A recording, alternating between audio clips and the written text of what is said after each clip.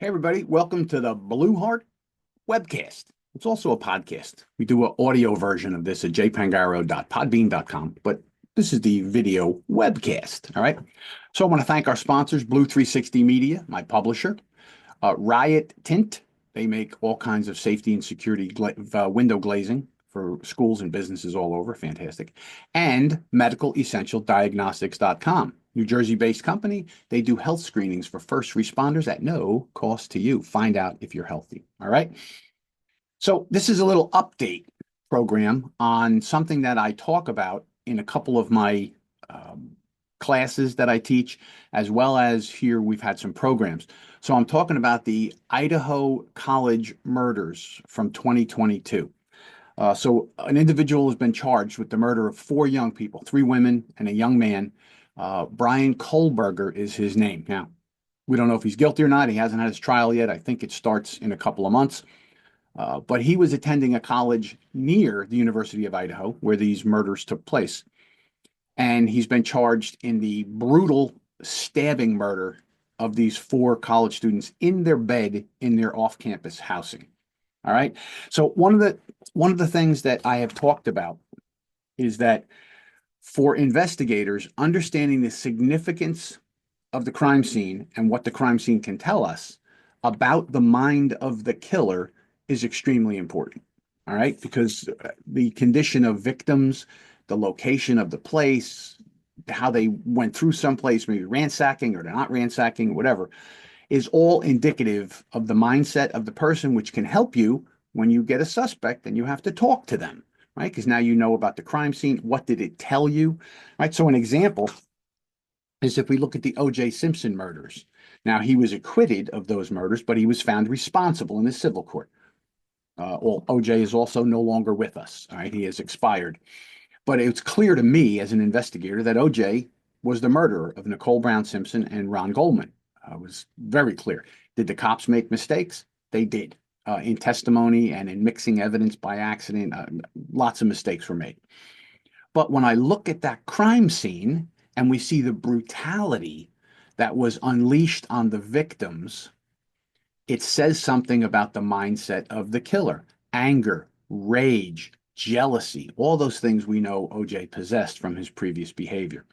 So looking at a crime scene and the way it is presented based on what the person did, no matter what the crime is, can help you understand who you're dealing with and what you should be looking for. And then when you get them, what questions you should ask. All right.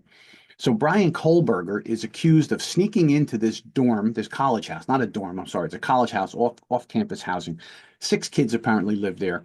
Three girls that were murdered and one of their boyfriends.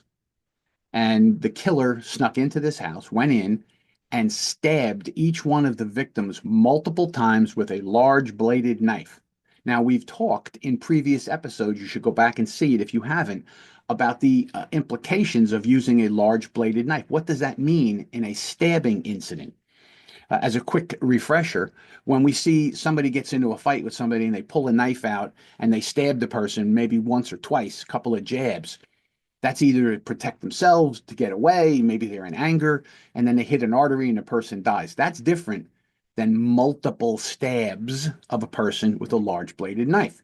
So, in that episode, what I talked about is psychologically, when it's involved in a relationship or some kind of an emotional connection to the victims, when a blade like that is used, it is like a phallic symbol. You are showing power over that person, just like in a sexual assault. A sexual assault is not about sex. It's about power over the person, ownership. I own you and I will take your body if I want. So we see in a lot of these relationship cases where there's domestic violence and there's homicide, you will see multiple stabbings, right? Again, it's psychosexual attack on the person using a blade instead of a physical body to attack somebody else, right? So in this case, some things we need to look at and to understand. The killer, whether it be Kohlberger or somebody else, right? The trial will tell us. His DNA was found there, so that's why they charged him. Whoever the killer was went into the house, went to the bedroom where these girls were sleeping, and stabbed them multiple times, not once or twice, multiple times, killing all four of them. From what we know, And if more stuff comes out later on, I would change my opinion. I'm going about what I know. I'm not there in Idaho. I didn't go to the crime scene. I'm listening to the news and the reports. There was no sexual assault of these girls.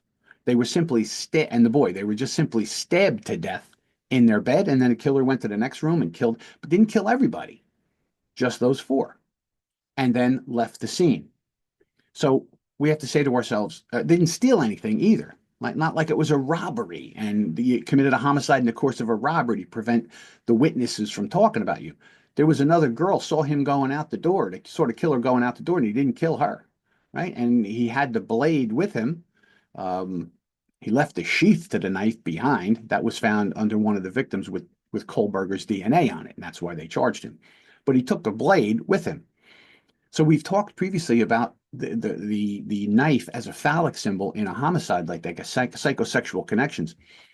If he didn't steal anything and he didn't sexually assault anybody, why would he go there and kill them? Well, the other parts of the story include information from his college where he attended that he said weird things to women. He approached them and made weird, awkward comments to women that he was kind of thought of as kind of a strange guy, right? And these women didn't care for him. There's information, and I only heard it in a news report, that he may have approached one of the girls that were murdered and maybe asked them out or tried to talk to them, and they rebuffed him. All of this leads to what I saw, and this is, I was just given this class yesterday. We were just teaching sexual assault investigations. And one of the things that I say is that you need to be curious about all of these things you hear and see on the news when it comes to crime. Every crime that you go to, everything that takes place in your department, pay attention to every fact because you start to remember those things. They go in your Rolodex, we call it, in your head. So when I saw this, okay, I saw this brutal murder, stabbing, multiple stabs with a large bladed weapon, no sexual assault, and no robbery. I said, this sounds like he targeted those particular people because he didn't kill that other girl. There was two other girls in the house. He didn't kill them, just these four. No sexual assault. Why would he do that? Well, based on this, there's some understanding in my head that maybe there is an element here of an incel killer. Now, what's an incel killer? We talked about it in previous episodes. See all the information you get here on the Blue Heart webcast? I'm trying to help everybody out. An incel, person who self-identifies as an incel, is someone who is involuntarily celibate. For the males, they can't get the women they want. They want the high-end women, the most beautiful, gorgeous supermodels, and they can't get them. They call those girls Stacy's, and they're very angry with Stacy's. So people that are incels, males, have attacked out in the world, mass stabbings, running people over with cars, mass shootings, and homicides because they're so frustrated and angry and mad at these girls that they can't get them. They turn the violence forward.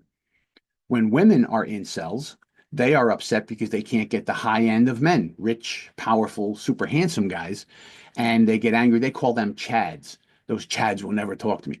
The difference is men in general turn violence outward, women turn violence inward. They hurt themselves, men hurt the outside world in general. All right. So when I heard all of these factors about this Idaho college murder, I said, wow, that sounds to me like a potential incel killer. And what did I connect the dots? What made me think that? Now, I'm open to changing my mind. Maybe they haven't released all the facts yet, only the things that come out. But I think they would have said there was sexual assault. Maybe they're saving that for the trial, for that to come out, that there's more DNA or something. And then I would consider a different understanding of the case. But here's how you put a case together in your head. This is how you create an investigative hypothesis, right? You don't want to jump to a conclusion. Well, the wife is dead. The husband definitely did it. And then you focus all your energy on that. That's okay to have that hypothesis. Okay, most times the husband killed the wife. But what if it wasn't that? So I will look at that as a hypothesis, but I'm going to be open to other things that happen. When we close ourselves off, we miss things, right? So we don't want to do that. So here's how I put this together.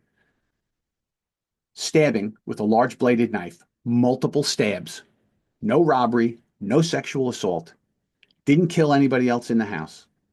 And at his college, he was looked at as kind of a strange guy. And he may have approached one of these girls and was rebuffed. That all goes around in my Rolodex and says, wow, sounds like there might be some incel activity here. right? That's how you put that hypothesis together. Now I would start looking at the case. What indicators are there in his life, in his social media, in his friends, things that he says and does that may indicate he's part of that culture, that incel culture, because it's a huge culture. Go look it up online. INCEL. Go look it up. All right.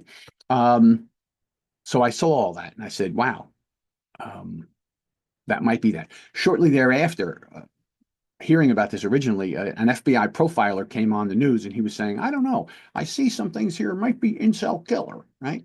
Now, I'm not comparing myself to a FBI profiler, but we both have a history about understanding things, at looking at facts, and putting together previous things in our Rolodex to help us come up with an investigative hypothesis. So that's what I want you to consider. That's the update on that case. And it'll be very interesting as we move to the trial to see all the facts and have all the facts come out. And, it's a shame those kids lost their lives, but we all need to know why that happened so that as officers, you might have college in your community. You want to protect people. All right. So thanks for being here. Remember, take a look at our sponsors, do the right thing, be safe out there, and we will see you down the road.